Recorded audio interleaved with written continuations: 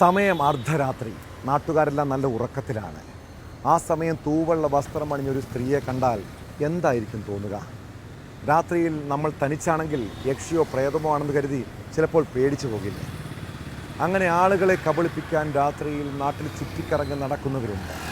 അവരുടെ ലക്ഷ്യം മോഷണമാകാം. ഇടുക്കി കട്ടപ്പനയിൽ വെള്ള ചുരിദാറിട്ട് 2 വ്യാപാര സ്ഥാപനങ്ങളിൽ മോഷണം നടത്തിയ ഒരു കള്ളൻ്റെ കഥയിലേക്കാണ്. ചുരിദാർ ടോപ്പ് ധരിച്ച് തുണി കൊണ്ട് മുഖം മറച്ചാണ് പ്രതി എത്തിയത്. രാത്രിയിൽ കടയടച്ച് വീട്ടിലേക്ക് പോയ സ്ഥാപന ഉടമകൾ പിറ്റേന്ന് രാവിലെ എത്തിയപ്പോഴാണ് ഷട്ടറുകളുടെ താഴുകൾ തകർത്ത നിലയിൽ കണ്ടത്. ഇവിടെ നിന്ന് പണം ഉൾപ്പെടെ കവർന്നെന്നാണ് പരാതി. CCTV ക്യാമറയിൽ പ്രതിയുടെ ചിത്രം പതിച്ചിട്ടുണ്ടെങ്കിലും ആളെ തിരിച്ചറിയാനായിട്ടില്ല. ചില ക്യാമറകളുടെ ദിശ തിരിച്ചു വെച്ചായിരുന്നു മോഷണം.